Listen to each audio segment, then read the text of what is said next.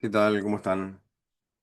Bueno, bienvenidas, bienvenidos al tercer encuentro del grupo de lectura de la Sociedad del Espectáculo.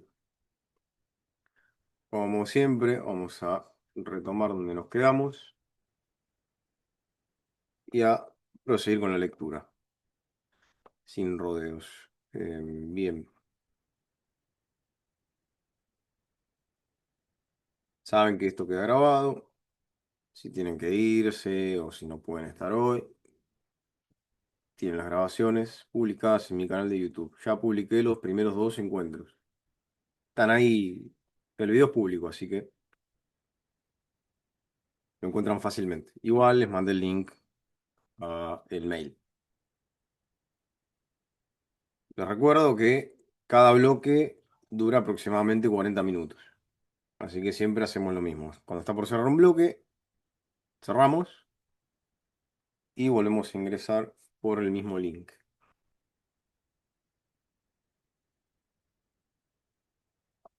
Bien, nos quedamos por acá. Punto 12. Vamos a retomar desde acá. El espectáculo, dice Debord, como pueden ver en el parágrafo o sección 12. El espectáculo se presenta como una enorme positividad, indiscutible e inaccesible. Esto, dicho sea de paso, lo tomó, vamos a ser generosos, y vamos a decir que lo tomó prestado de un chuluján. Eh, vamos a decir que lo tomó prestado, no seamos malos. El espectáculo se presenta, es decir, aparece como una enorme positividad, indiscutible e inaccesible. No dice más que lo que aparece es bueno, lo que es bueno aparece. Esa sería la fórmula inversa, ¿no? Lo que aparece es bueno, lo que es bueno aparece. La actitud que exige por principio es esta aceptación pasiva que ya ha obtenido, de hecho, por su forma de aparecer sin réplica, por su monopolio de la apariencia. Como ya sabrán ustedes, cada reflexión, cada sección que hace Debord condensa muchas cosas. Veamos. El espectáculo se presenta como una enorme positividad, indiscutible e inaccesible. Algo de esto mencionamos en las clases anteriores con esto de que el espectáculo borra o excluye de plano toda diferencia y toda otredad. O en todo caso, esa diferencia, esa otredad aparece fagocitada o subsumida en términos un poco más técnicos como un momento del espectáculo mismo. Es el espectáculo poniéndose a sí mismo como lo otro de sí, pero es siempre el mismo espectáculo. Es decir, que no hay negatividad. No dice más que lo que aparece, sigo, es bueno. Lo que es bueno aparece. Acá aparece la categoría de bueno, lo cual ya marca una bisagra, no solo entre lo que aparece, acá la frase de Debord apunta en dos direcciones. Lo que aparece es bueno, lo que es bueno aparece. De un lado, lo que aparece bajo la órbita del espectáculo es aquello que tiene realidad ontológica. Es algo, y es porque aparece. Y lo que no aparece queda también excluido. Lo que no aparece no es, no existe. O sea, la apariencia como forma de manifestación del espectáculo mismo, que ya constituido como un sistema y escindido, se autodesarrolla. O incluso termina produciéndose esta inversión, termina dominando ese mundo del que en algún momento se desprendió. Recuerden que este capítulo se llama, o una de las cuestiones que trata este capítulo es el problema de la escisión o división, ¿no? De un lado, lo que el espectáculo muestra es aquello que tiene realidad ontológica y además esto tiene una connotación también moral. Lo que aparece es bueno. Si aparece es bueno y si no aparece, por lo tanto, es malo. La negatividad queda excluida de plano bajo el espectáculo como una gran totalidad que impone siempre su propia tautología. Fagocita todo y todo lo reduce a la identidad del espectáculo consigo mismo. No hay fisuras, no hay negatividad. Todo lo que hay es una enorme positividad, como dice Debord. La actitud que exige, por principio, es esta aceptación pasiva. Uno lo acepta pasivamente, que ya ha obtenido, es decir, se acepta pasivamente incluso ya de antemano. O sea, predispone al espectador de cierta manera que básicamente no tiene réplica. Se impone como lo que es, como lo que aparece y como lo que, por aparecer, es bueno.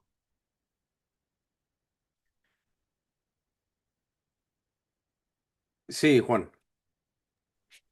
No, estaba pensando que el espectáculo, por más de que sea uno, ¿no? Y sea una positividad completa, digamos, como que no se aparece para todos igual, ¿no? Porque, por ejemplo, algo que yo noto es que en internet, digamos, como que vos estás metido en un nicho, cada uno está metido en un nicho, y a partir de ese nicho en el que estás metido, como que ves el mundo y ves las noticias con un filtro específico. Si sos más conservador, todo lo que te aparece es como conservador; si sos más liberal, todo más liberal. Como que el algoritmo de alguna manera hace que te cierres en una especie de mónada o de, sí, de solipsismo de alguna manera, y como que el espectáculo no sé si se presenta para todos igual o se manifiesta para cada uno diferente o es el mismo gran espectáculo. No sé cómo se podría responder a eso, digamos.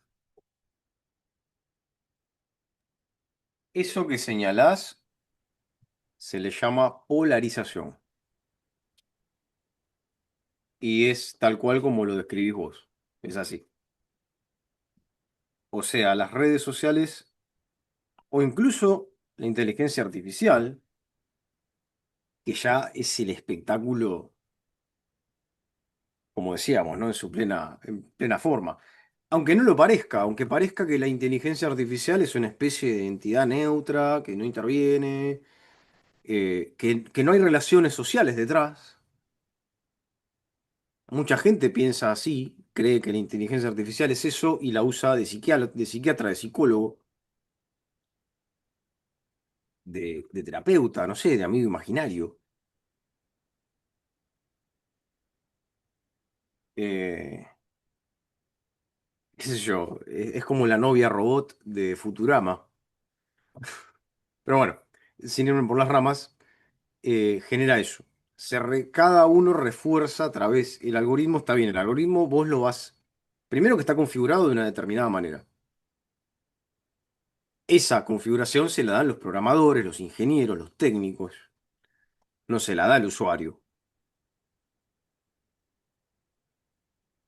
Hoy los algoritmos tienen la capacidad de moldear las subjetividades. Ya no somos simples espectadores pasivos de algo que se nos muestra, sino que lo que se nos muestra está basado en todo el conocimiento que tienen de nosotros, en toda la minería de datos que hacen de las personas que acceden a redes sociales de código cerrado, privadas. No sucede lo mismo con las redes de código abierto, que son las menos consumidas. Eh,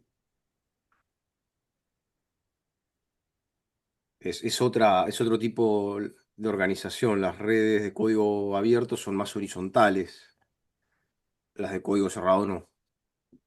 ¿Cuál sería un Hay ejemplo? una verticalidad, pero bueno, para cerrar con la idea, eh, las empresas que manejan las redes sociales conocen mejor a los usuarios de lo que ellos se conocen a sí mismos y a través de los algoritmos y de la información que uno les brinda y que ellos utilizan para generar perfiles, bueno, saben cómo agarrar a alguien que es más o menos progresista, de izquierda o de centro o lo que vos quieras, y volverlo de derecha, por ejemplo. Saben cómo derechizar la opinión, cómo manipular la opinión, cómo crearla. Pueden predecir incluso cómo puede llegar a pensar una persona de acá dentro de, no sé, 5 años.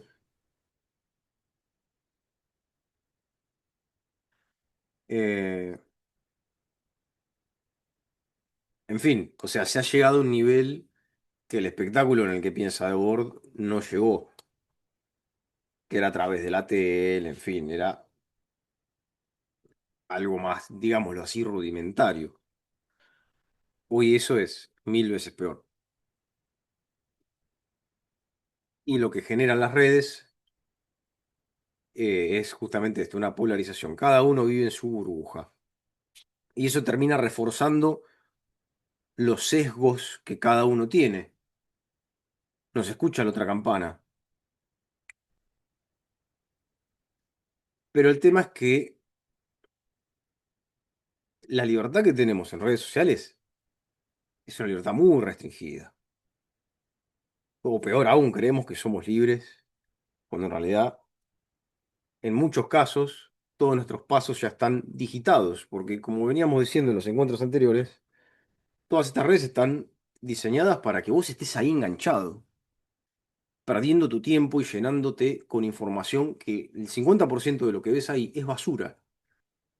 Esto está estudiado, el 50% de las redes sociales es falso. Son bots, son trolls.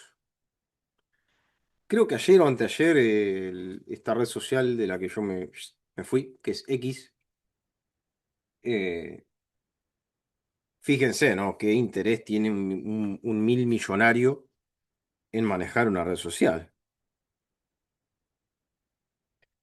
El mismo interés que se tuvo siempre, solo que ahora potenciado. Pero bueno, por un tiempo habilitaron ver desde qué lugar del mundo posteaban las cuentas de X, ex Twitter. Una gran cantidad de cuentas libertarias los IPs provenían de la India. Es decir, que eran bots o trolls. Así que nada, sí, las redes sociales generan esta polarización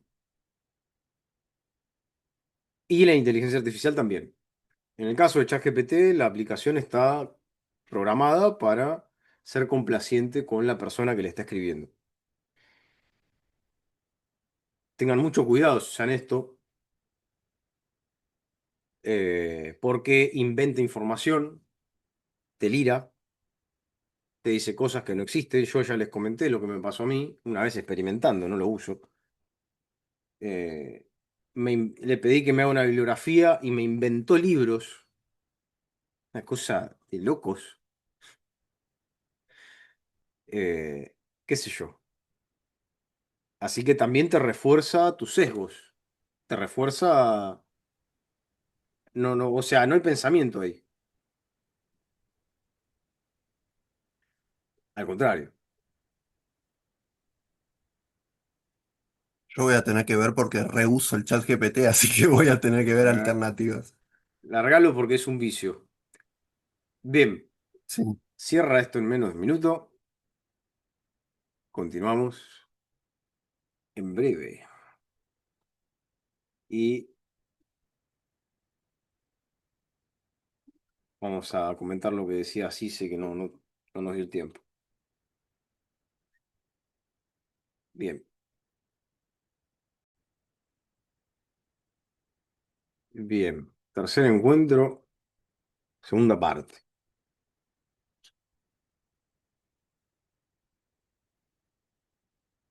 Vamos a seguir, como siempre. A ver, acá sí se había preguntado, ¿esa humanización de las inteligencias artificiales tiene que ver con el ser que se busca y se otorga por medio de las redes? con existir no como ente, sino como ser. Medio heideggeriana la pregunta, ¿no? Me parece, no sé. Sí, tiene que ver porque estuve leyendo un artículo, me parece, en donde decía que lo que ha pasado con las ciencias es que se han concentrado en el ente y han dejado de lado el ser. Y lo que yo preguntaba es esto, de que nosotros, a pesar de que la ciencia lo ha dejado de lado, lo seguimos buscando y lo encontramos este afecto, pseudoafecto que nos proporciona la IA humanizada, Alexa, o que nos despierta, eh, todas estas características humanas que le dan a las IAs para acercarse a nosotros por medio del afecto, ¿no? Ah, puede ser. Acá me hiciste acordar al concepto de Machenschaft o de maquinación de Heidegger, ¿no? De Heidegger de los Schwarze Hefte, los cuernos negros. No me voy a meter ahí porque es un quilombo. Pero bueno, para hacerla corta, yo no sé si la ciencia dejó de lado el ser. Hay un debate ahí sobre, bueno, qué entendemos por ser. Eh, para Heidegger, yo, a la lectura que hagan de él, les puedo sugerir, vamos a sugerir, no sé quién para dar consejo, pero tengan a mano la crítica que hace Carlos Astrada a Heidegger en un librito perdido, olvidado, si quieren se los dejo en el drive, que es el marxismo y las escatologías, donde muestra los callejones sin salida con los que se topa Heidegger, con respecto a su concepción del ser. Desde el punto de vista del propio Heidegger pueden ver los aportes a la filosofía, que es un texto muy difícil, donde él habla, ¿no?, de esta cuestión de la objetivación del ser, que es lo que llevó a la crisis de ser y tiempo y a dejar inconclusa la obra y lo que luego dio pie al viraje o al pensar según la historia del ser y demás. Sobre la cuestión tal y como Heidegger plantea el problema del ser. Para otra visión de esta cuestión, tienen el artículo famoso de un pensador que claramente es de otra corriente, que es Quine. De hecho, lo tengo aquí, que la cámara, bueno, mucho no me lo permite ver. A ver si lo pongo bien cerca, no. El librito se llama Desde un punto de vista lógico. Quine se escribe el tipo Quine, Quine. Es un clásico, es excelente este libro. Y bueno, tiene un artículo muy famoso que se llama Acerca de lo que hay, donde aborda esta noción de ser, ¿no? Bajo la conocida formulación de la barba de Platón, en fin. Pero bueno, no importa. Dejando eso a un lado, eh, Justamente hace un poquito mencionabas esto de Guy Debord que dice que existimos por medio del espectáculo. Por mm, eso lo mencioné también, porque mm. por ahí tiene que ver. Claro, bueno, en Debord sería otra la discusión. En Heidegger tendríamos que abordar, y bueno, este es un grupo sobre Debord, ¿no? Si quieren un día abordamos algún texto heideggeriano, no hay problema. La idea es que estos grupos de lectura se perpetúen en el tiempo y que sigan siendo así, abiertos, gratis. Pero podemos abordar, si les interesa, pueden leer La época de la imagen del mundo, La pregunta por la técnica. eh,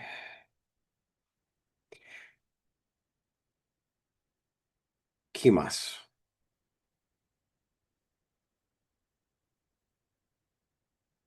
Bueno, toda la serie de artículos que están compilados bajo el título de Conferencias y Artículos, editorial del Cerval,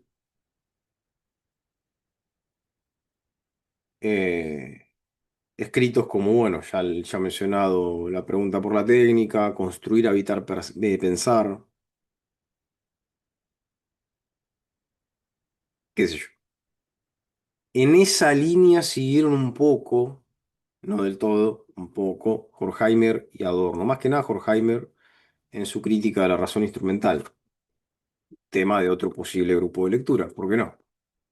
Pero bueno, si lo pensamos desde Debord, que es justamente lo que estamos analizando, acá estaría plasmada también esta inversión. Porque fíjense que todas estas inteligencias artificiales imitan más o menos cierto carácter o cierta característica de la inteligencia humana,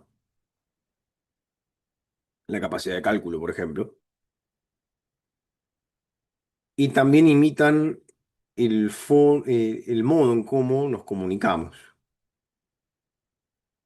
Pero es toda una imitación. Eh,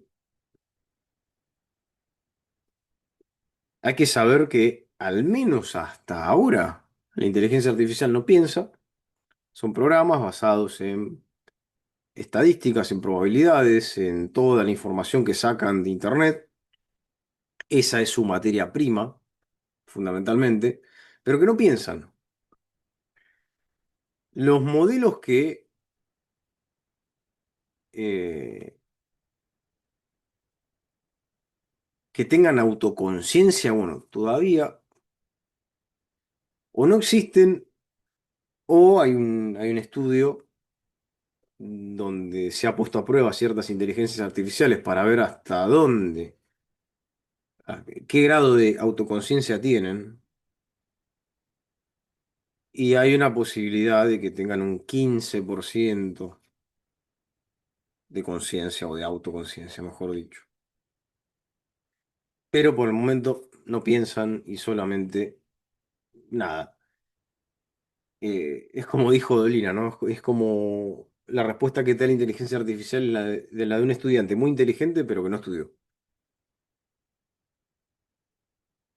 Eh, es como alguien que, no sé, repite o inventa en base a cosas que se acuerda o que memoriza, pero que en realidad no sabe. La inteligencia artificial no sabe nada. Es solo un programa. El tema es que la gente no se suele tener en cuenta esto. Tiene un potencial gigantesco, pero creo que no se está utilizando. O sea, es como sucede, ¿no? Es capital constante, es subsumido y determinado en función de la valorización del capital y punto. No en función de la necesidad de la gente. Eh, bueno, sí, Juan. No, que es re curioso esto que decís que no piensa, porque en una que tengo yo que se llama Perplexity, que supuestamente es académica, no sé qué puta, cuando está cargando te dice pensando, así que mirá la inversión que se hace, ¿no? Como que ya de por sí es un engaño directamente, porque te dice que está pensando, es como rarísimo. Claro, estaría en todo caso calculando. Obviamente es metafórico, ¿no? Eso de pensando. Eh, Al menos hasta ahora no es un cerebro. Y más aún no es una mente, porque la mente no es el cerebro, ¿no? Son dos entidades distintas. Una emerge de la otra, pero bueno.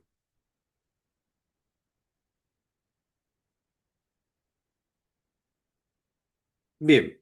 Entonces, decíamos, el espectáculo se presenta como una enorme positividad indiscutible e inaccesible. No dice más que lo que aparece es bueno, lo que es bueno aparece. La actitud que exige por principio es esta aceptación pasiva que ya ha obtenido, de hecho, por su forma de aparecer sin réplica, es decir, sin respuesta, ¿no? Por su monopolio de la apariencia. Y esto es importante porque justamente hoy el espectáculo monopoliza lo que vemos, cómo se ve, cómo aparece, nos impone su estética. Fíjense que a los creadores de contenido los obliga, por ejemplo, a eh, hacer videos cortitos, de no más de 3 minutos. Si se pasa de 3 minutos, tiene menos llegada.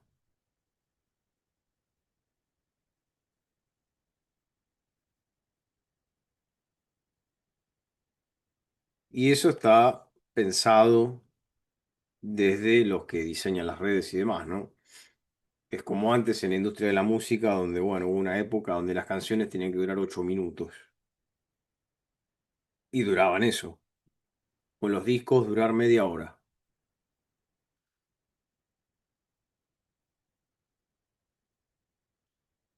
Bien, obviamente que todo eso, sumado a la polarización que ya mencionábamos, también nos da una imagen muy fragmentada, muy recortada de los problemas. El carácter, vamos con el punto 3, el carácter fundamentalmente tautológico del espectáculo, o sea, es el espectáculo que impone su positividad y hegemoniza y homogeniza también todo lo que aparece bajo su órbita. Una tautología en lógica es, por ejemplo, como decir que la mesa es la mesa, o que la mesa es igual a sí misma, o mejor aún, idéntica. Es no decir nada.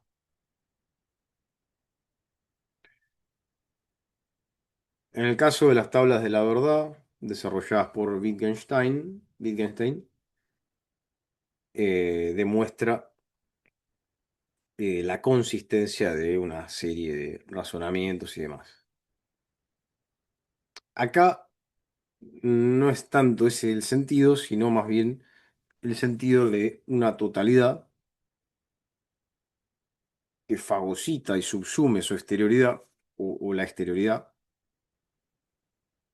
y la vuelve igual a sí.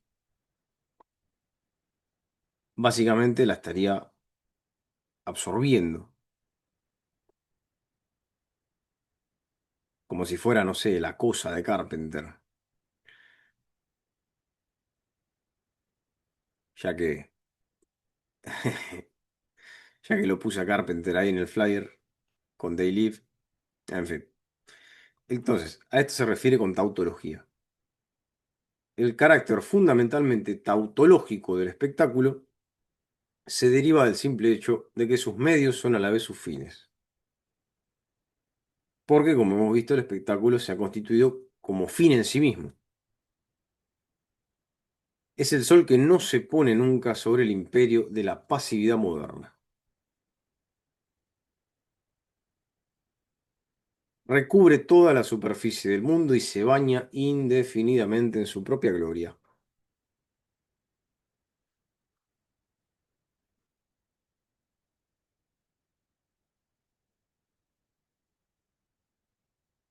Fantástica, dicen acá de Liv. Sí, la verdad que sí.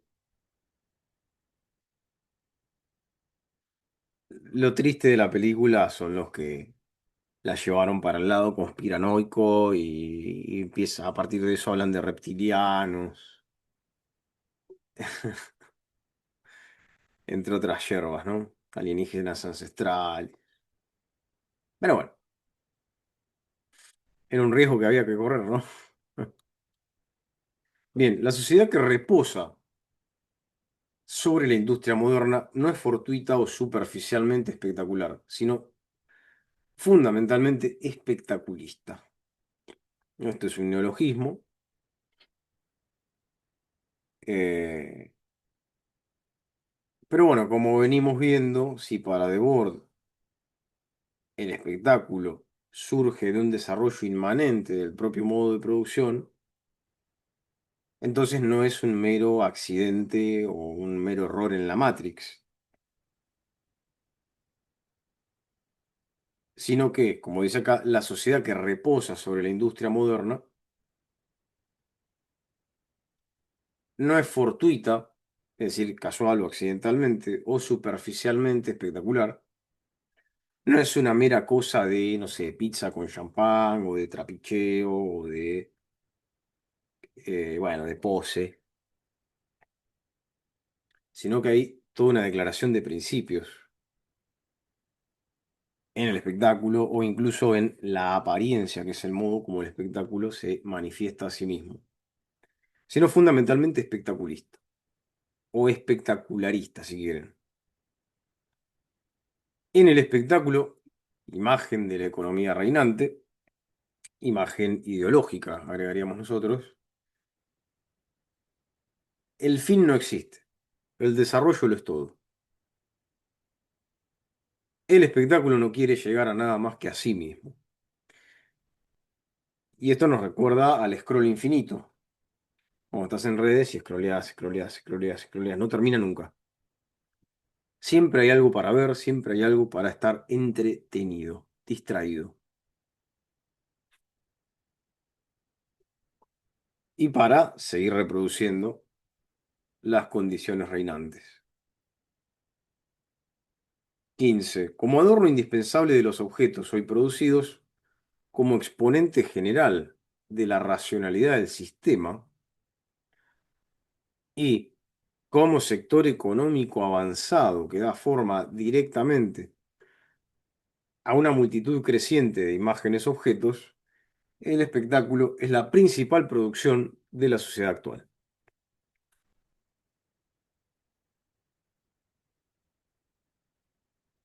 Acá Franco nos dice, pasó con They Live, ellos viven, la película, algo parecido a Matrix con la Red Pill, sí. Lo que suele suceder, ¿no? Cada uno la lleva a su molino y bueno, en Estados Unidos los supremacistas blancos, qué sé yo, los de la alt-right, la derecha alternativa y demás, hicieron su lectura de Matrix, pero por derecha.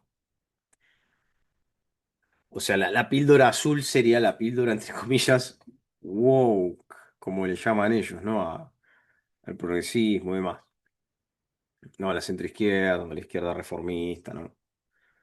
Los demócratas que en Estados Unidos de izquierda no tienen un pelo. eh, pero bueno, qué sé yo. De izquierda, por izquierda, entendiendo por izquierda algo revolucionario, ¿no? Así que bueno, nada. Nota aparte, como adorno indispensable de los objetos hoy producidos, como ornamento, como algo que le da, ya que tanto citan a Benjamin, un aura, como adorno indispensable de los objetos hoy producidos, como exponente general de la racionalidad del sistema, es decir, acá otra vez vuelve esta cuestión de encontrar el núcleo racional del espectáculo tras sus múltiples y variadas apariencias o formas de aparición. Hay una racionalidad ahí que es difícil de captar, pero que está ahí. O sea, uno puede ver la racionalidad detrás del espectáculo.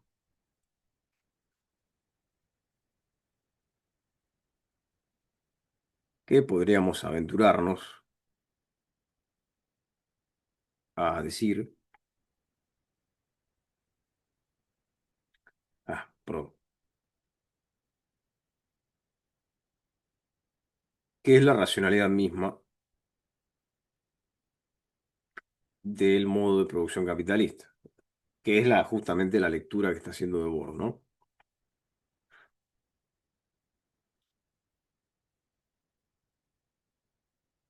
Bien, no sé quién levantó la mano. Ah, bueno, Juan, suerte. Como exponente general de la racionalidad del sistema, piensen en cómo está determinado esto en función del capitalismo actual, ¿no? Yo acá tengo unas notas que las voy a compartir con ustedes sobre esta cuestión.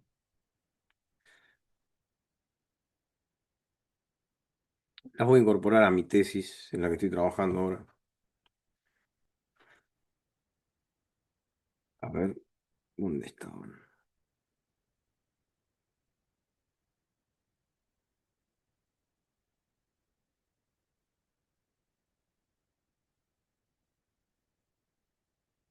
Chu, chu, chu, chu.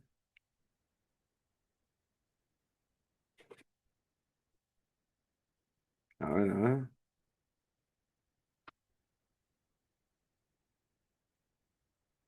No, esta no es.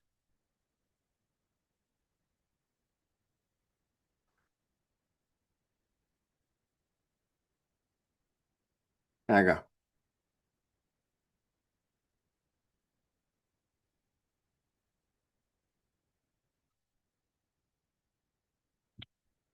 Esto sería así. Los usuarios, o sea, nosotros, producen o entregan también. Vos cuando firmás los términos y condiciones de alguna red social de moda, privada, en fin, Facebook, Instagram, X y demás, aceptás unos términos y condiciones que nadie se toma el trabajo de leer. En esos términos y condiciones aparece que vos le das una licencia transferible, se le llama así. Es decir, en criollo le das permiso a la empresa para los datos que vos subas, ellos apropiárselos, vendérselos a terceros y para eso hacer estudios de mercado, generar perfiles, etcétera, ¿no? Esto es lo que desató el escándalo de Snowden, si se acuerdan de Snowden, que denunció justamente esto, que Google y entre otras empresas norteamericanas le daban esa información a otras empresas y a las agencias de inteligencia del país. En Estados Unidos hay unas 16 aproximadamente. Las dos más conocidas son la CIA, Agencia Central de Inteligencia, y la NSA, la Agencia eh, Nacional de Inteligencia, que es menos conocida, pero es más importante.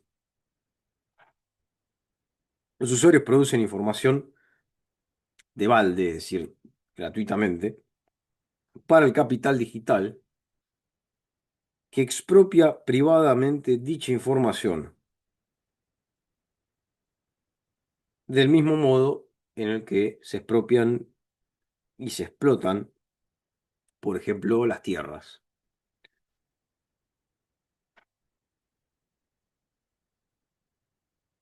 Todos esos datos que nosotros producimos, creamos o compartimos y demás son expropiados y son privatizados y son utilizados en función de la ganancia privada, ¿no? Claro. O sea, otra vez es la privatización, en este caso, de un campo que antes no estaba en la órbita del capital, que es el capital cognitivo. Hoy ese es uno de los terrenos y de los campos de batalla actuales, de los que, bueno, el espectáculo forma, si seguimos a Debord, el núcleo de todo eso. Las interacciones no generan valor, dado que se desarrollan en la esfera de la circulación. Acá me tendría que detener a explicar la distinción o diferencia entre valor y precio. Bueno, el valor de las mercancías para Marx se desarrolla y se genera, se produce en la esfera de la producción de los objetos, de las mercancías o mercaderías, o como quieran llamarle, y ese es el fundamento de la ganancia del capital, ¿no? La famosa plusvalía. Ahora, eso sea en la esfera de la producción. Al llegar a la esfera de la circulación, el valor no es lo mismo que el precio. En el precio entran otras determinaciones propias de la esfera de la circulación, como los tiempos de rotación, la logística, impuestos, inflación, qué sé yo, guerra comercial, lo que se les ocurra, y eso hace que el valor agregado por la fuerza de trabajo en el proceso de producción no se traduzca lisa y llanamente o directamente en un precio. ¿A qué se debe la confusión? Bueno, que coloquialmente cuando queremos saber el precio de un producto preguntamos cuánto vale. ¿Cuánto vale? No sé, 500 pesos. Ah, pero no. El valor en Marx es léxico técnico, es un término específico. Entonces, las interacciones que se dan en la esfera de las redes sociales y demás forman parte de la circulación, en este caso, de datos, de información, que no... A ver, lo digital, aunque no parezca, es material. Es materia. Y depende de materia. Fíjense qué es lo que están buscando ahora, por ejemplo, las corporaciones norteamericanas. Asentar sus centros de datos ¿en dónde? En zonas frías de Sudamérica. La Patagonia, hay un data center en Chile, hay uno en México, que están causando un desastre ambiental. Bueno, y la información de los usuarios y demás. O sea, cuesta producir bits, cuesta generar información a nivel digital. No sale del éter. Por eso no se habla tanto de cuánta agua se consumió generando información o imágenes con redes sociales. O mejor dicho, con inteligencia artificial, ¿no? Bueno, es cierto. Entonces, como es la esfera de la circulación, ahí no hay producción. Y por lo tanto no hay valor eh, en los términos en que lo entiende Marx, ¿no? En todo caso, estas interacciones y demás forman parte de expectativas al alza, a la baja, a toda la cuestión especulativa, ¿no? O ficticia del capital. Entonces, las interacciones no generan valor, dado que se desarrollan en la esfera de la circulación. Sin embargo, se vuelven un material muy preciado para los tecnócratas burgueses actuales, ¿no? Se vuelven un material muy preciado para los que explotan dicha información a modo de renta. Las redes sociales pueden pensarse como aparatos privados de hegemonía que determinan y condicionan la conciencia social bajo lógicas de acumulación.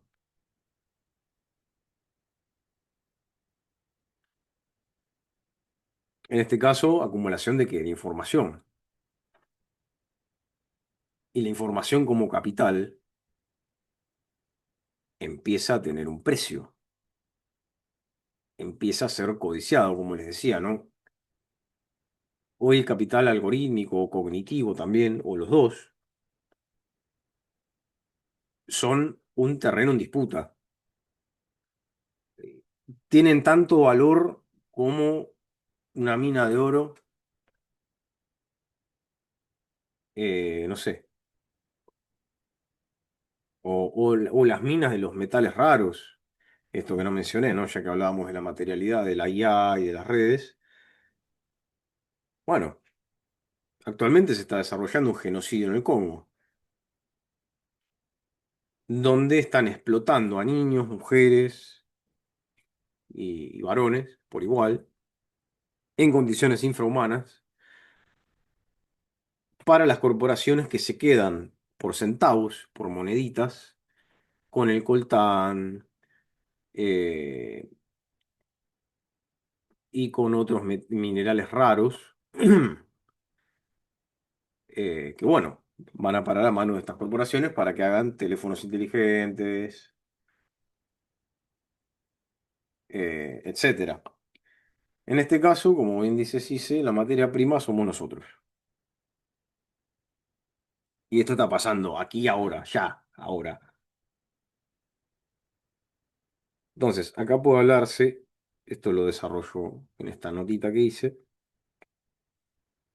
No publiqué nada de esto, así que se los comparto a ustedes. Ya lo haré.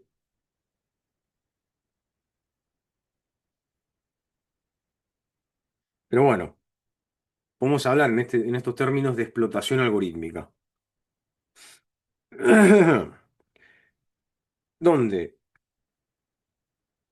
los algoritmos y los big data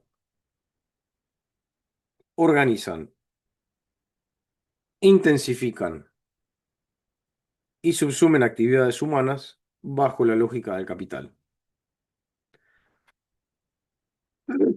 Hmm. Y es justamente lo que están haciendo hoy en día.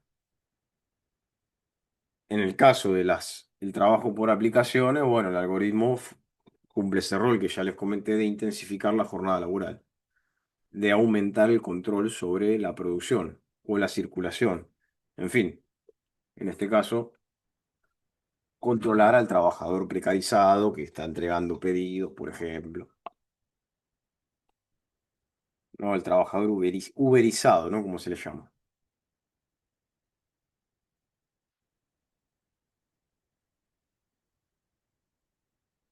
Como adorno indispensable, relemos el punto 15 de los objetos hoy producidos como exponente general de la racionalidad del sistema y como sector económico avanzado, que da forma directamente a una multitud creciente de imágenes objetos, el espectáculo es la principal producción de la sociedad moderna.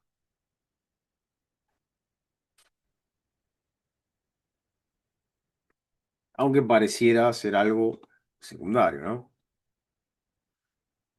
El espectáculo somete a los hombres vivos, acá en el punto 16, en la medida en que la economía les ha sometido totalmente. O sea, cuando el capital, eh, el trabajo abstracto y el valor de cambio se ha universalizado absolutamente y ha tomado cada vez más sectores, desde lo más básico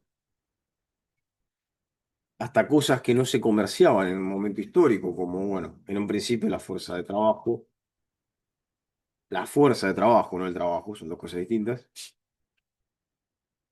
Eh, Cuando irrumpió históricamente el trabajo asalariado, hoy en día capacidades humanas, capital cognitivo, llamémoslo así.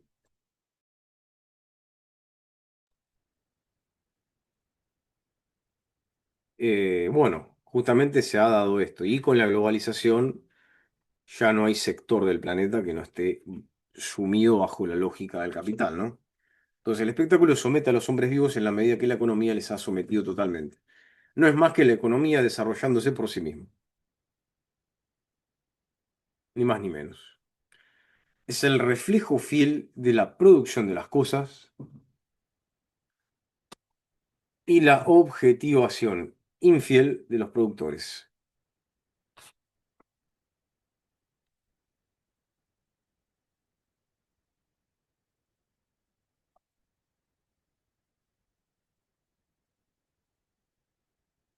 Casi se dice, es tan gigante lo que pasa que cuesta creer que haya alguien a quien señalar como culpable.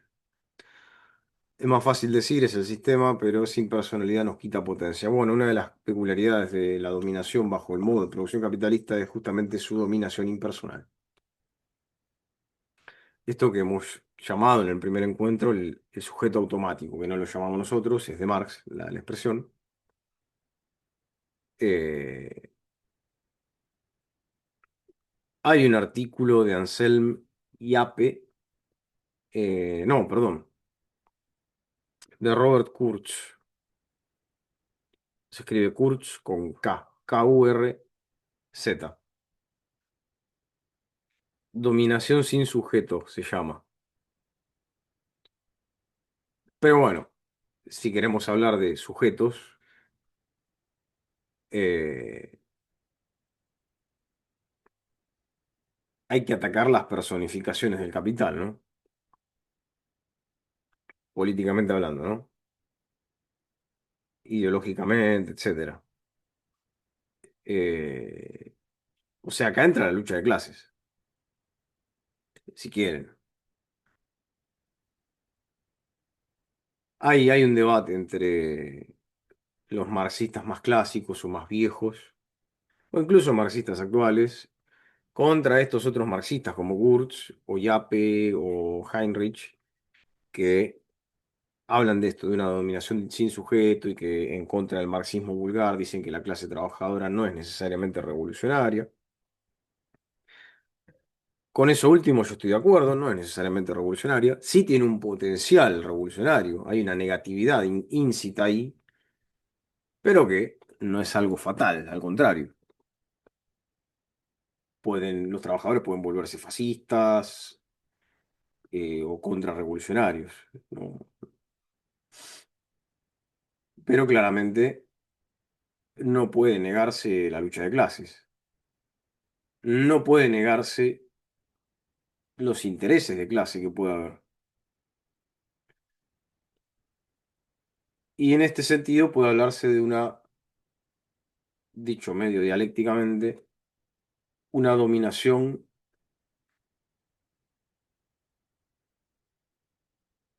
personalmente impersonal. Hay una dominación de clase,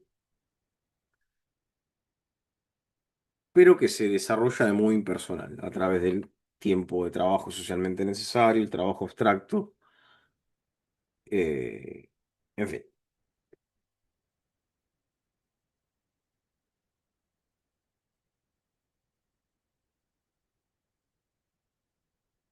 Bien, el espectáculo somete a los hombres vivos en la medida en que la economía les ha sometido totalmente. No es más que la economía desarrollándose por sí misma. Es el reflejo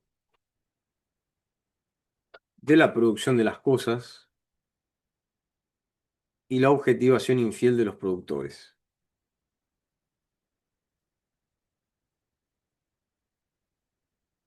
Si hablamos de reflejo, hablamos de inversión, de una cosa que se ve en la otra, pero que se ve siempre, que se ve reflejada, se ve invertida, como cuando nos miramos al espejo.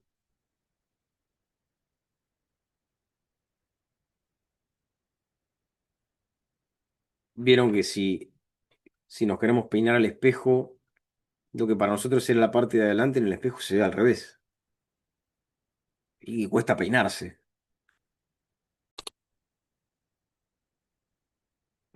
Bien, tercer encuentro, última parte. El espectáculo, decía Debord, somete a los hombres vivos en la medida que la economía les ha sometido totalmente. No es más que la economía desarrollándose por sí misma. Es el reflejo fiel, decíamos, de la producción de las cosas, que refleja justamente la producción de las cosas, el sometimiento total, la mercantilización absoluta de la existencia, y la objetivación infiel de los productores, ¿no? Estos objetos que se les aparecen a los productores como no salidos de sus manos, como ajenos a ellos mismos, ¿no? Similar a las aseveraciones del Marx de los manuscritos, ¿no?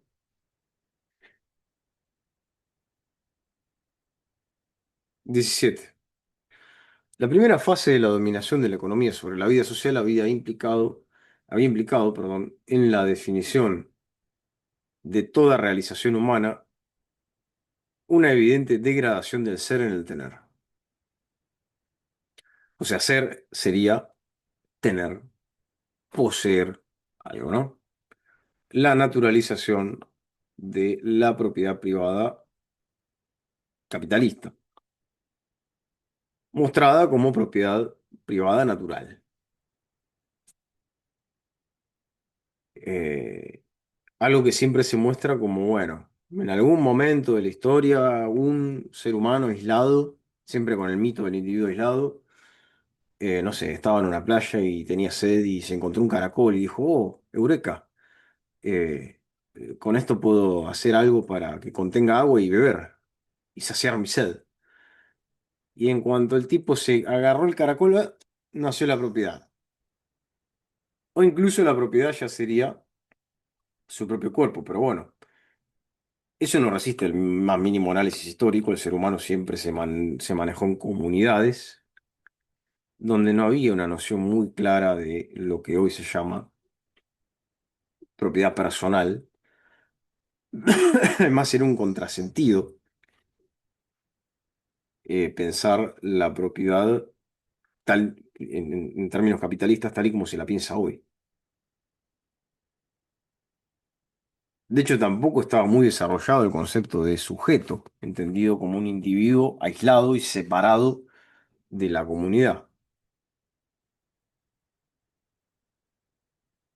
O sea, para Aristóteles los únicos seres vivos que se encuentran fuera de toda comunidad son o los animales, o sea, el resto de animales, las bestias, ¿no? Le llama él, y los dioses. Pero bueno, nada. Cuestión que se realiza esta operación de invertir el ser en el tener, el ser en el poseer, no en el existir, ¿no? La fase presente de la ocupación total de la vida social por los resultados acumulados de la economía conduce a un deslizamiento generalizado del tener al parecer, ya no al ser. Es como una operación doble, del ser al tener y del tener al parecer, cómo aparece, cómo debe aparecer más aún ese tener. Donde todo tener efectivo, dice Debord, debe extraer su prestigio inmediato y su función última. O sea, tener también es parecer, y acá aparece esta cuestión de, que forma parte de la lógica del espectáculo, de mostrar, eh,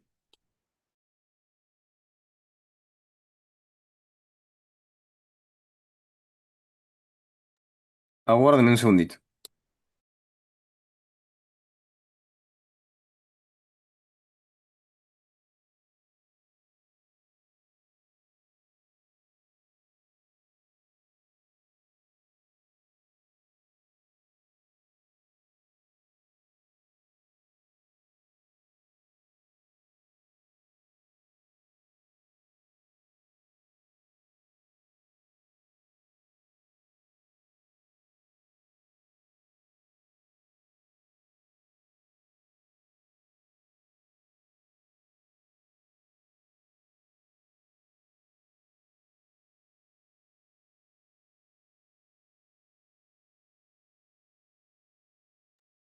Listo. Entonces, del ser al tener y del tener al parecer, esta cuestión de ostentar, de mostrar, no solo de, bueno, tengo tal o cual cosa, sino de que aparezca, que sepan que tengo un Rolex, por ejemplo, ¿no? Esta cuestión aurática, que forma parte también de esta, bueno, acá ya está lo espectacular, sin necesidad de que haya una pantalla. Acá también está lo espectacular. En el hecho de que la riqueza se tiene, entendiendo por riqueza la riqueza material, es decir, la acumulación de capital, se deba mostrar, enseñar.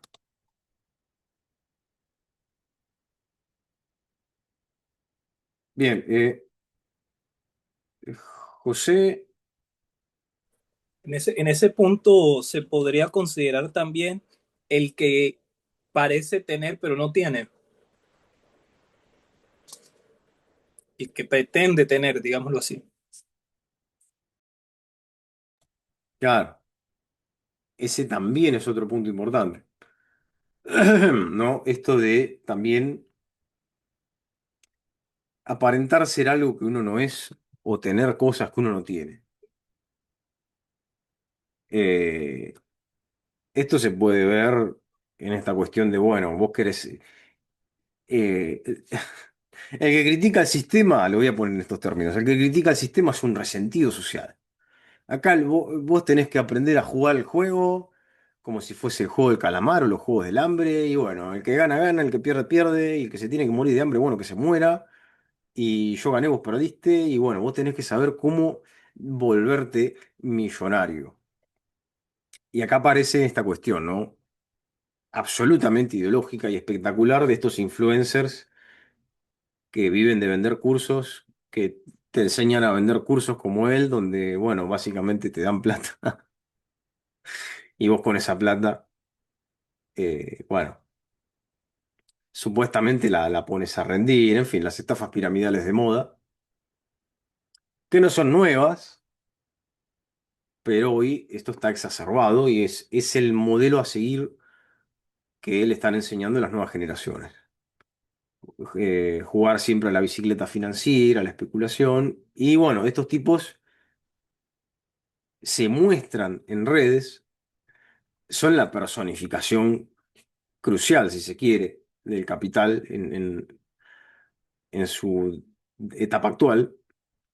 Pero está lleno de estos tipos, ¿no? Que se muestran en redes levantándose a un horario innecesario, a las 4:30 de la mañana, 4 de la mañana, a, no sé, meter la cara en agua helada o darse duchas frías en pleno invierno, mostrando también una masculinidad vieja, ¿no?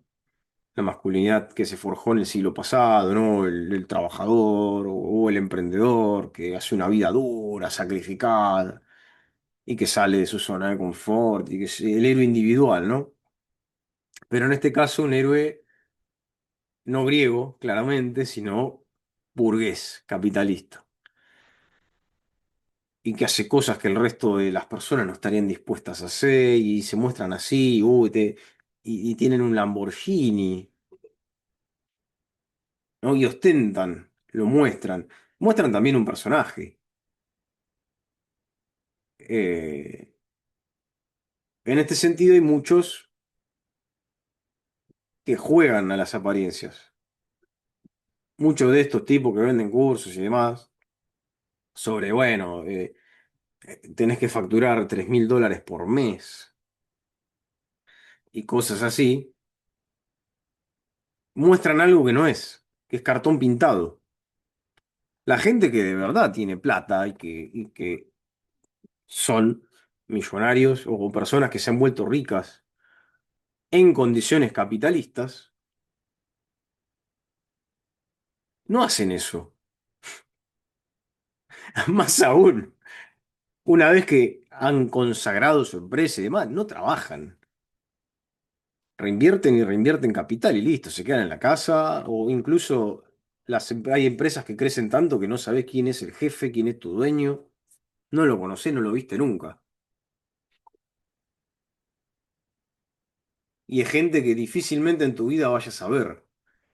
A no ser que sean como estos mil millonarios excéntricos como Elon Musk, que está ahí a la luz pública y se mete en el gobierno de Trump y está metiendo mano, o metía, ya no tanto, se peleó con Trump, después se arregló. Es gente que trabaja y opera tras las sombras. Es raro escuchar hablar, por ejemplo, ahora, gracias a las noticias, sabemos quién es Eduardo Elstein en este país. Pero pocas veces se los ve a los Fortabat acá en Argentina, ¿no? Los Born, qué sé yo, los Pérez Compán, en fin. Entonces, esta cuestión es intrínsecamente, como decía De Born, ¿no? Espectaculista. Sí, sí, sí. Eh, pero todos de alguna manera en alguna medida cuidamos el prestigio.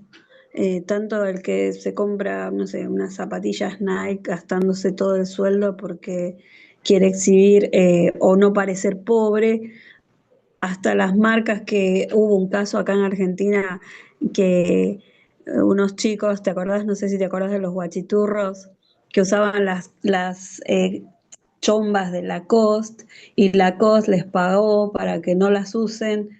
Es también una forma de cuidar el prestigio. Claro, por eso decíamos, ¿no? Forma parte íncita, ¿no? De nuestra sociedad espectaculista, ¿no? Como le puso Debord. No importa si sos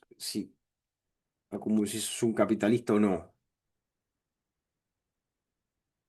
La lógica actual impone ostentar, mostrar. Y esto con las condiciones actuales se ha exacerbado, donde, bueno, básicamente hay gente que te muestra cualquier cosa, todo lo que hace, ¿no? Hay una primacía también, o como veníamos viendo, ¿no? Una conexión entre este tener y el parecer,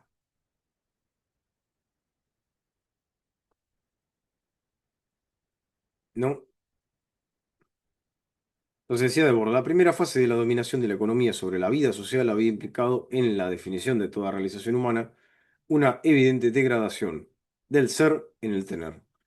La fase presente de la ocupación total de la vida social por los resultados acumulados de la economía conduce a un deslizamiento generalizado del tener al parecer, donde todo tener efectivo, es decir, real, debe extraer su prestigio inmediato y su función última, función que también es ideológica, ¿no? Esto de mostrar que yo uso ropa de marca es lo que se conoce como obsolescencia percibida. Y lo que muestra es esta tautología donde, bueno, yo me adecuo a las condiciones actuales, en términos espectaculares, y miren, me muestro como el sistema quiere que yo me muestre. Acá entra en juego la industria de la moda, que también tiene muy estudiados a los consumidores, ¿no? O sea, hoy la demanda se sabe, se puede producir tranquilamente. Esto las grandes empresas lo saben, no es ningún misterio.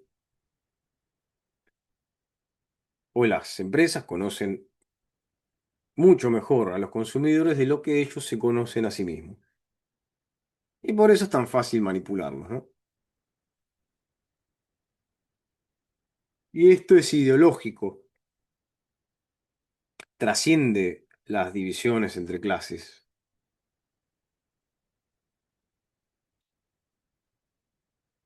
porque así funciona la ideología, haciéndole creer a un trabajador que es capitalista y que él no vende su fuerza de trabajo, que él vende su capital y que él es capital humano.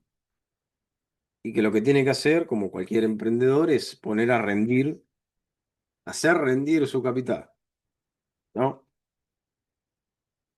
Cuando en realidad, materialmente, es un simple trabajador más, al igual que otros. Y acá está esta cuestión de, bueno, soy pobre, pero me pongo zapatillas de marca, ¿no? Lo que decía Cis, para aparentar. Acá está esta cuestión aspiracional e ideológica de llegar, por ejemplo, a ser millonario. Pero bueno, lo importante siempre acá es parecer, ¿no? Bien. Al mismo tiempo, toda realidad individual se ha transformado en social, dependiente directamente del poder social conformada por él. Pues justamente lo que subyace a esto, justamente estamos hablando de la sociedad, del espectáculo, no del espectáculo o de tal o cual persona. Es una cuestión social. El capital es una relación social, basada en determinada estructura, determinaciones, génesis, etcétera. Con el espectáculo pasa algo similar.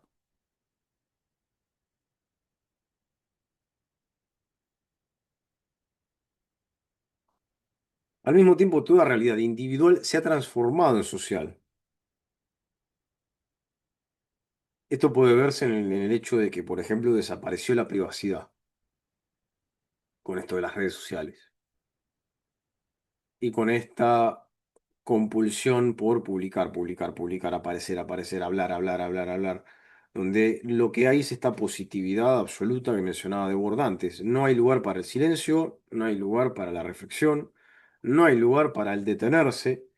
Todo tiene que ser ya, ya, ya, ya, rápido, rápido, y todo lo que hagas, todo tiene que ser monetizado. Me torcí el tobillo, hago un video sobre que me torcí el tobillo y trato de sacarle algún rédito económico. Eh, no hay privacidad, menos aún si nuestros datos socialmente producidos son privadamente apropiados, ¿no?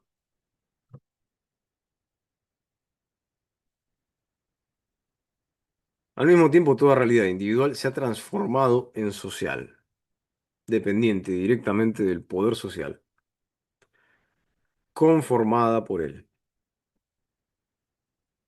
Solo se permite aparecer a aquello que no existe.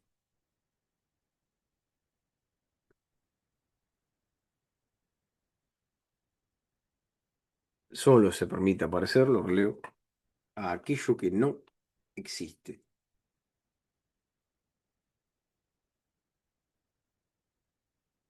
Que es, podríamos decir, aquello que produce el propio espectáculo, ¿no? Acá hay una especie de borradura también, como veníamos describiendo, ¿no? De lo aparente y lo real, si se quiere. Sí, sí, sí. Puede tener que ver también con lo efímero del espectáculo, porque, por ejemplo, vos sos objeto de un escándalo, salís en televisión, pero la persona cuando apaga la tele se va a tomar un café y no existís más.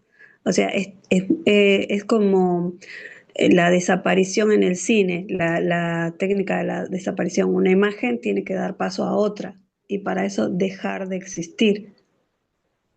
Por ahí tiene que ver con eso. Sí, es muy interesante, ¿no?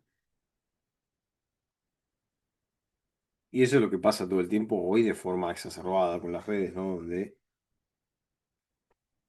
si antes, por ejemplo, no sé, en el caso del diario, ¿no? Se pasaba de una noticia a la otra y se sabía que eso generaba insensibilización. La exposición a noticias malas o muy negativas o brutales se sabe que genera insensibilización. Al principio, una noticia sobre la muerte o el asesinato de alguien o de un grupo de personas te terrorizaba. Con el pasar del tiempo ya no. Y todo se perdía en esta Eh, marea de una noticia que le siga a la otra, a la otra, a la otra, a la otra, a la otra, a la otra, a la otra. Bueno, con redes sociales pasa lo mismo, pero a nivel exacerbado. Y un detalle que podemos sumar ahí es esta técnica del montaje, al que a una noticia catastrófica le sucede una publicidad de shampoo y de ese modo se maneja en los tiempos de la emoción. O sea, tu emoción al ver la catástrofe, contemplarla, queda anulada cuando ves la imagen del shampoo. O sea, ya maneja los tiempos de la emoción, la duración de una emoción.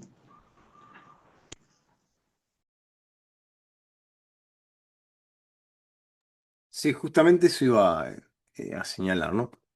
Eh, Que lo señalaba, por ejemplo, hace muchos años ya, José Pablo Feynman, el filósofo argentino, ¿no? Que hablaba de esto.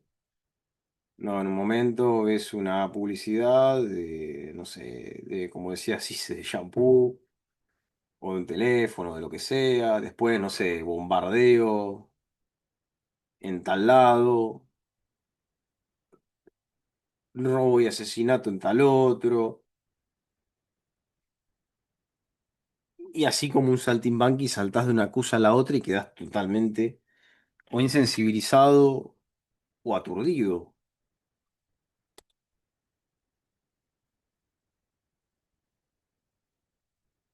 ¿no? Eso también afecta nuestra atención, nuestras emociones, en fin.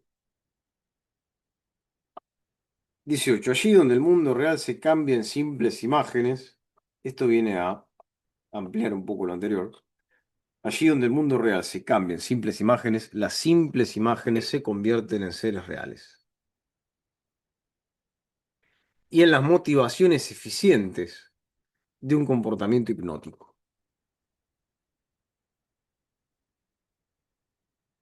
O sea, las simples imágenes pareciera que tienen vida propia.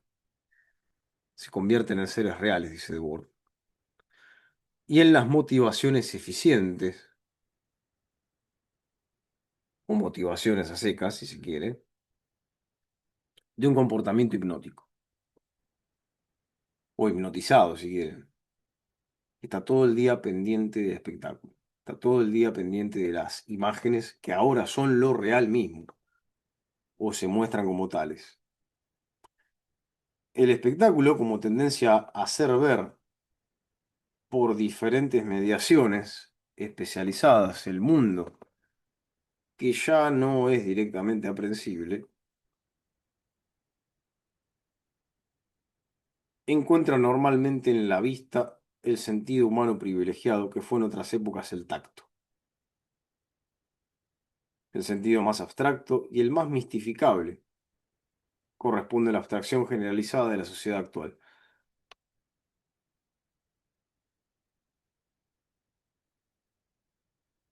Es tremenda esta reflexión.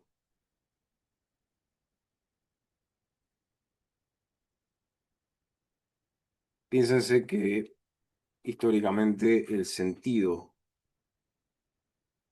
mayormente estimado por los seres humanos ha sido la vista, la visión,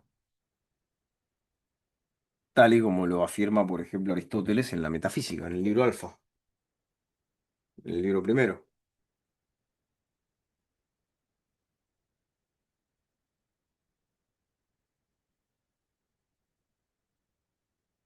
Sin embargo, este tan valorado sentido,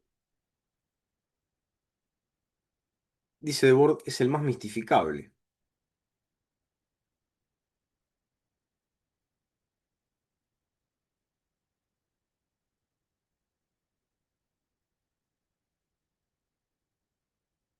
Basta con pensar en todo el engaño que se produce justamente a través de la vista.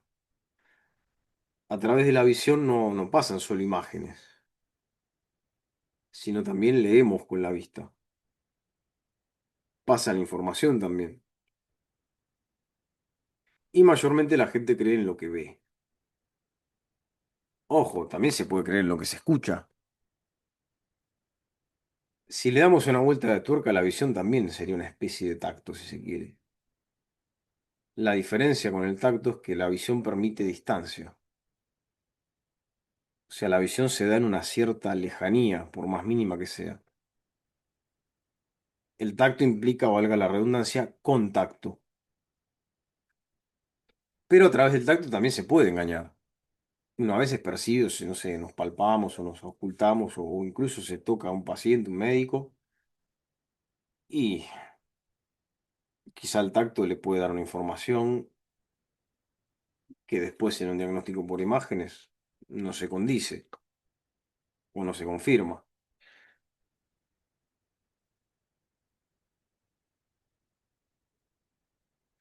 Casi se dice, los animales reconocen a sus hijos por el olfato. Las madres humanas por la vista, es cierto eso. Bueno, hay toda una cuestión en torno a la visión y desde una perspectiva más heideggeriano, levinasiano, derridiana, toda una crítica a la visión. Más que nada también desde Nietzsche, ¿no? Cuando habla de las orejitas de Dioniso, que son chiquititas y pueden oír, ¿no? A diferencia de las orejas del burro, que son enormes, torpes. Hay toda una cuestión ahí. Pero bueno, estamos con Debord. No, no quiero meterme. Mire, el sentido más abstracto de la vista y el más mistificable corresponde a la abstracción generalizada de la sociedad actual. Justamente porque la generación de imágenes es también parte de una gran abstracción, ¿no? Es lo que escapa a la actividad. No, me adelanté. Pero el espectáculo no se identifica con el simple mirar. O sea, hoy somos mirados. O incluso la mirada también está codificada y está moldeada de una determinada manera. Justamente hablábamos en encuentros anteriores esta cuestión de la economía de la atención. No solo te están diciendo a dónde mirar, sino cómo. Y ya saben que vas a mirar de ese modo, muchas veces. El espectáculo no se identifica con el simple mirar, ni siquiera combinado con el escuchar, lo audiovisual, ¿no? Es lo que escapa a la actividad de los hombres, o seres humanos, a la reconsideración y la corrección de sus obras. Es lo opuesto al diálogo. Allí donde hay representación independiente, el espectáculo se reconstituye. No una representación emancipada, ¿no? O aparentemente emancipada de su materialidad o que fagocita esa materialidad, ¿no?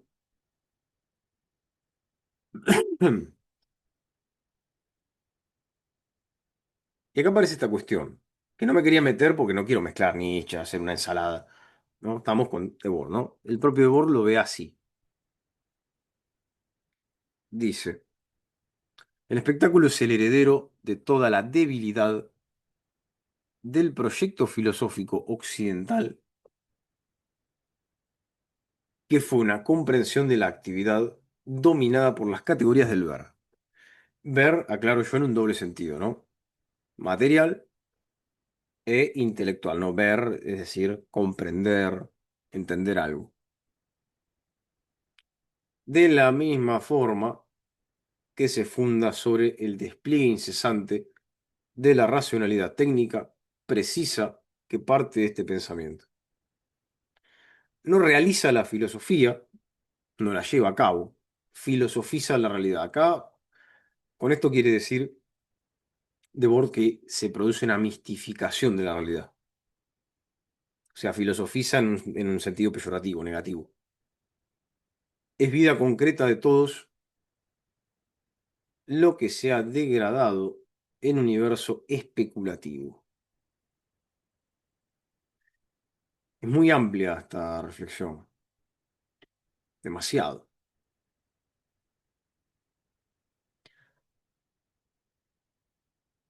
El espectáculo es el heredero, releo, de toda la debilidad del proyecto filosófico occidental, que fue una comprensión de la actividad dominada por las categorías del ver.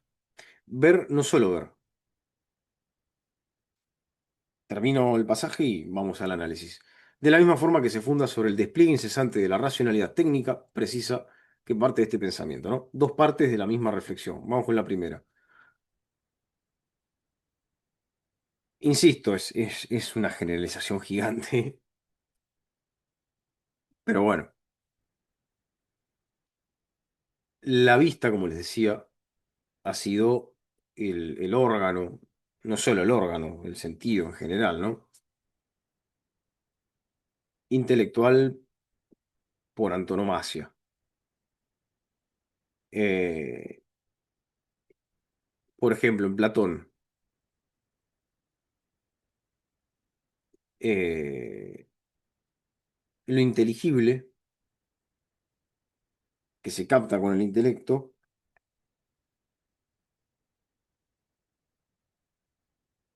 es lo que se contrapone a la apariencia ilusoria, que se capta con los sentidos en términos físicos, materiales. Entonces, toda la metafísica occidental haciendo una gigantesca... O sea, esto requeriría de un análisis más pormenorizado, pero bueno. Así en general, toda la metafísica occidental, es decir, la filosofía primera occidental,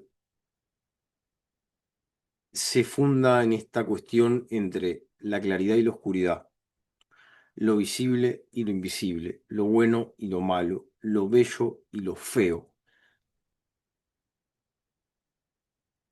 lo que existe y lo que no existe, y todo bajo la óptica de lo que aparece, de la luz. Sea que lo pensemos desde Platón o sea que lo pensemos desde la Lichtung o iluminación en Heidegger, que igualmente Heidegger rompe un poco con esta cuestión de la primacía de la vista. Se centra más en la escucha. De hecho, Gadamer, si nos metemos en lo que es la hermenéutica, él dice que eh,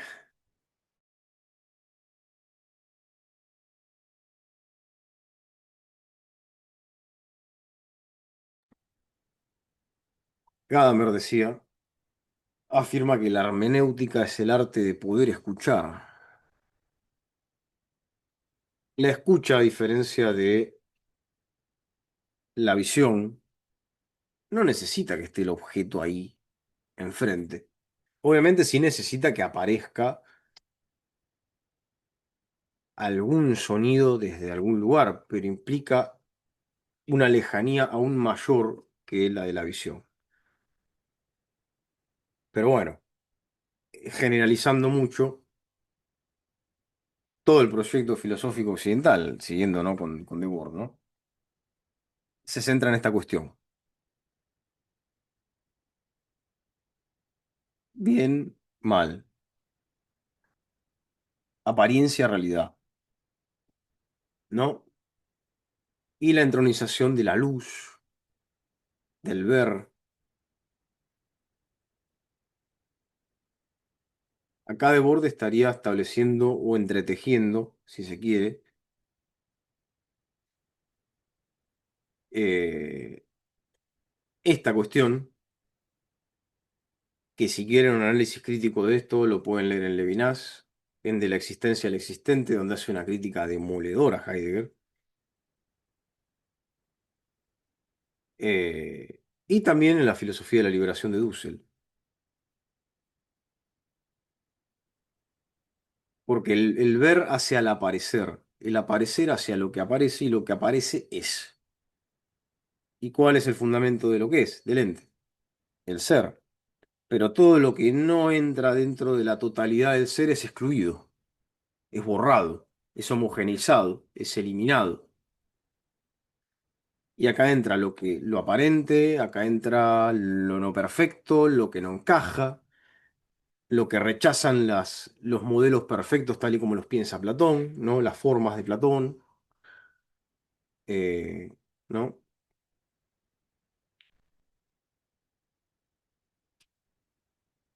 Quedan de lado los cuerpos que no importan, lo que no cuadra, lo que no encaja, en fin. Entonces, pensado así, insisto que esto requiere de ciertos matices, pero bueno, pensado así, el espectáculo sería una cierta consumación de ese proyecto filosófico occidental, ¿no? que va de la mano con la instrumentalización técnica, ¿no? En fin, vamos a profundizar esto el próximo encuentro. No queda mucho tiempo, así que bueno. Nada, como siempre, gracias por estar al otro lado y nos vemos el martes próximo. Esto queda grabado, ¿eh? En un rato lo subo. Gracias, Javier. Nos vemos la próxima. Muchas gracias. No, ustedes. Buena semana.